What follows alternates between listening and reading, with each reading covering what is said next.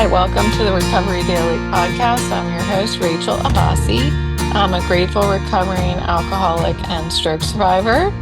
And today I'd like to talk about guidance. My meeting was, I think, about guidance. I joined about 20 minutes late because I allowed myself to sleep in this morning. Yesterday evening, I listened to virtual movie night with the iBug community, which is the blind and low vision community. Every Friday night they have um, movie night. So last night was the movie Conclave, which was really, really good. It was really good. I was a little skeptical because a part of the script of the movie is Italian, and I wasn't sure how they were going to do voiceover with that. To actually like hear the audio descriptions talking about what's going on in the film and and translating what the person is saying in Italian, as opposed to like if you're watching the movie, it would be closed caption. And but it worked. It was fine. And it was a really good movie. It was about the Pope passing away and the process, the conclave to vote in a new Pope. And and all of the secrets that were uncovered in the process. So it was really really relatable in this in the I guess political and social atmosphere of today. We'll say it was really good. It was really, really good. So I recommend Conclave. Of course, I don't know what the visuals are like, but the story itself was really powerful. Um, so why did I tell you that? Oh, that's why I slept in because I listened to the movie and those keep me up pretty late.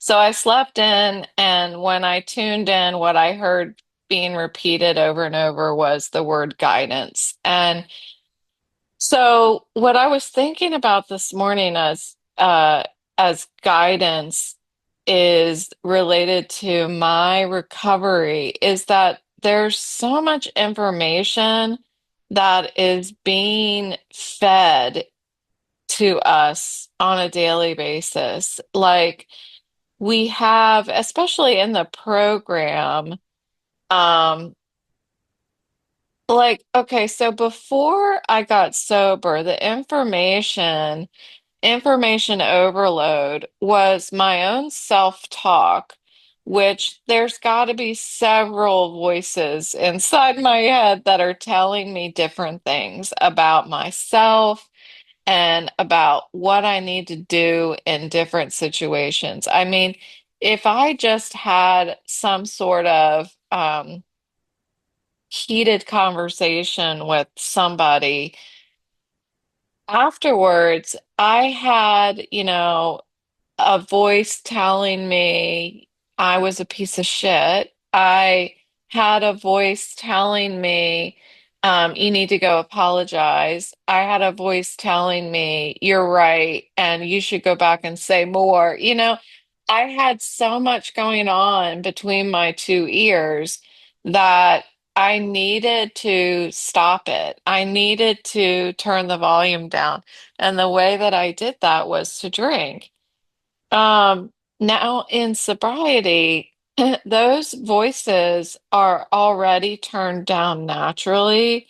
I think because being in sobriety and not also dealing with that additional voice that is telling me about my obsession with alcohol, that I need to I need to, rather than dealing with my problems, there's this other voice that was telling me this is the answer and it's alcohol. But this is what alcohol is doing to you. You know, there was just so much going on. It was just so overwhelming.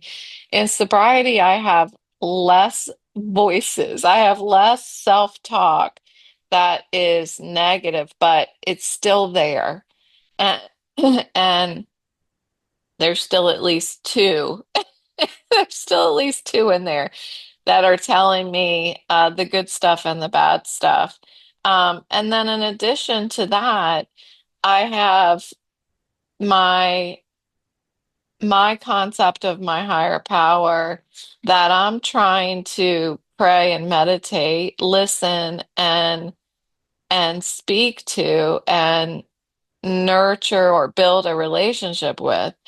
And then there's still other people and I had somebody ask me yesterday, how do you deal with the the handing things over to your higher power versus allowing your higher power to be what other people say? Does that make sense? Like, um, the person said, like, my higher power lives inside of everything outside of me. And this was the same person that led me to question, wait a minute, my higher power is in everything outside of me. Like, I shared about that a few months ago about how this person shared this idea that my higher power is in everything outside of me, and it made me um have to redefine my higher power. Well, the same person was talking to me about how do you distinguish between when you need to let something go and when you need to allow those around you to influence um, what action you need to take, because my higher power is in those other people. And well, I mean, my response to that was if I'm still trying to consider what action I need to take, then I need to hand it over again because my guidance should come from um, the pause. It's hard for me to articulate that. And I think a lot of what I wanted to talk about today is going to be difficult for me to find the words to say what it is that I'm thinking. Um, but the guidance that I need to lean on needs to be in prayer and meditation. That's the guidance that has to be the loudest. And I was just talking to my sponsor this morning. That's right. I called my sponsor. Every Saturday now, I call my sponsor, and we just had an amazing conversation. And I took so many notes when I was talking to her. But we were talking about how um, when something is wrong, my default is not yet to pray about it.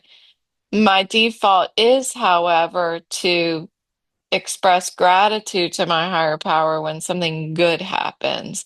But I have not yet gotten to the point where it's natural for me to be be battling some kind of issue between my ears and for me to just say stop, um, and pray about it.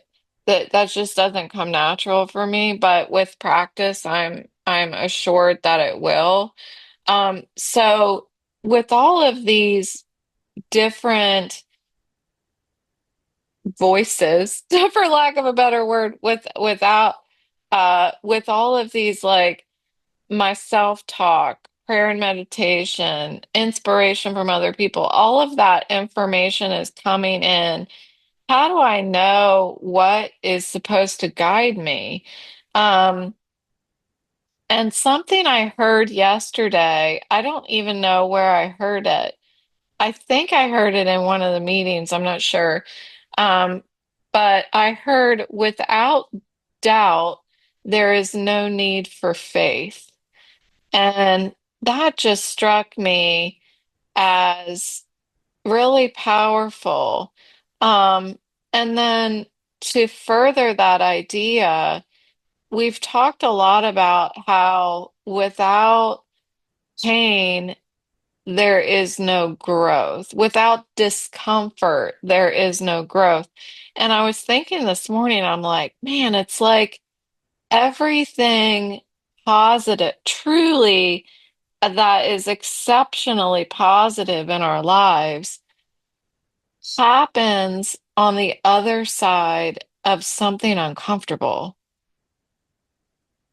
It seems like that every time. Of course, there are just gifts, and those are the times that I just pause and look up and say, thank you. That's my expressing my gratitude to my higher power. That's how I do it.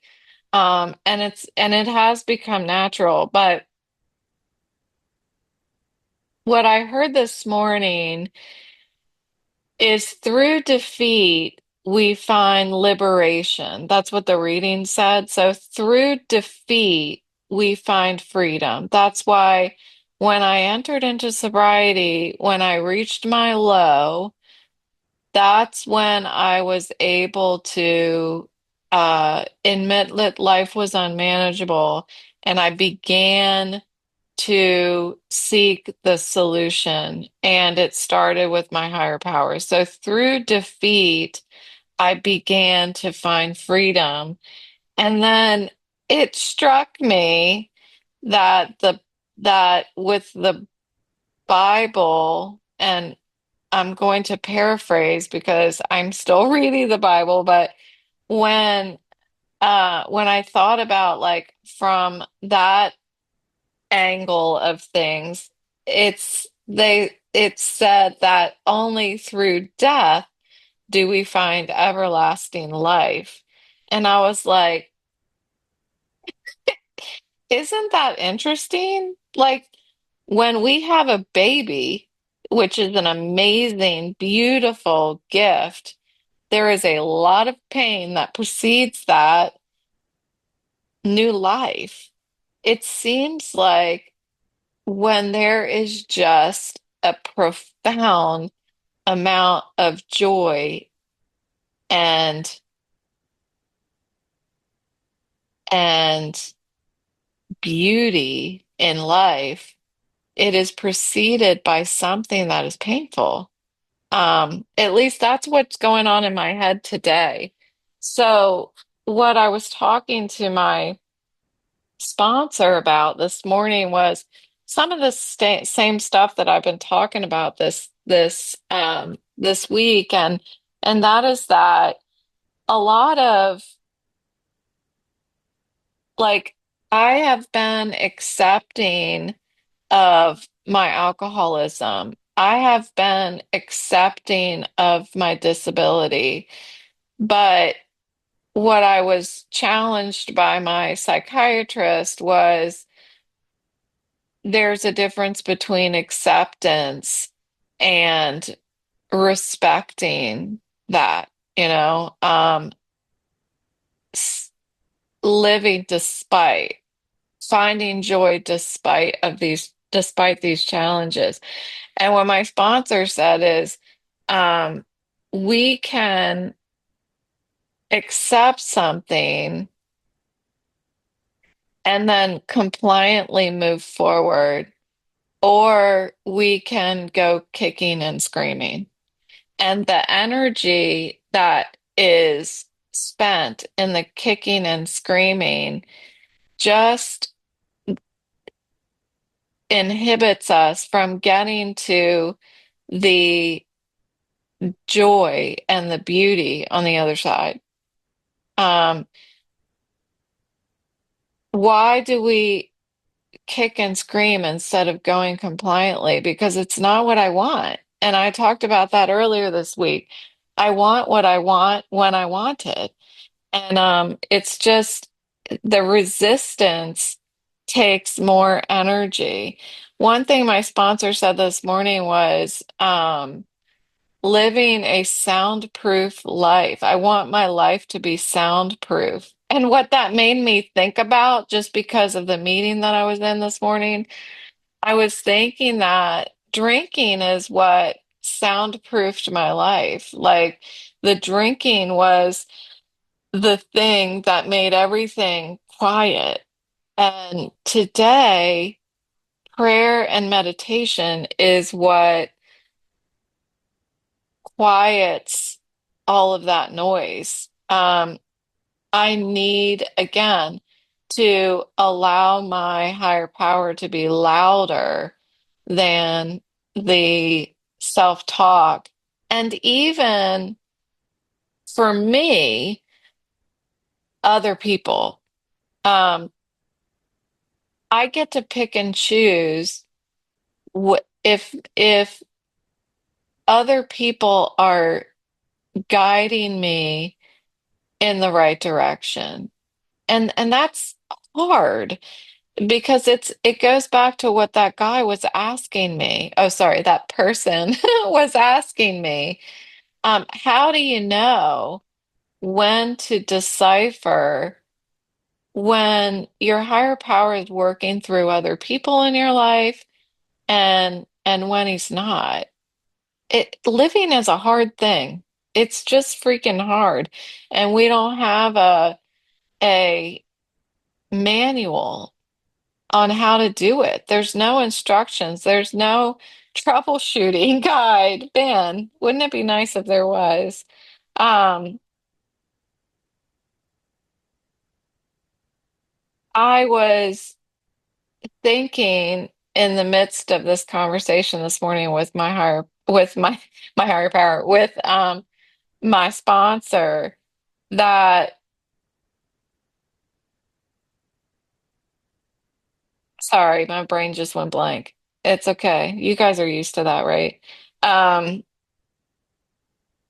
we were talking about self-will, and when I'm being driven by self-will, I'm blocking myself from my higher power. And all that means to me is when I'm running on self-will, my self-talk is louder than my higher power and louder than other people. And sometimes the other people is what I need in order for me to switch gears, flip the switch between m my self-talk being louder than my higher power and my higher power being louder than my self-talk. That's where I feel like other people play a very important role in my life. Um, it's not necessarily because they are guiding me. It's that they are allowing me to stop listening to my self-talk and start listening to everything outside of me. Does that make sense? Like they are the roadblock for my self-talk, other people. Um, I was also talking to my sponsor this morning about, so I I get the idea of grounding myself and checking in with myself and thinking, um, okay, am I being guided by self-will? Am I turning things over? All of these things. But what I told her this morning is that when it comes to praying, so instead of listening, when it comes to talking back to my higher power, I am one that has never felt comfortable asking for anything. Like prayer to me was always um, being thankful for what I have. And what she suggested to me is that praying for something like strength and willingness and living in the solution is not necessarily, is not asking your higher power for something. It's instead, it's inviting your higher power into your life for guidance. Um, and I thought that that was a real significant leap for me in understanding prayer in my life. Like what I know is, and she mentioned this to me. My sponsor is very wise, by the way.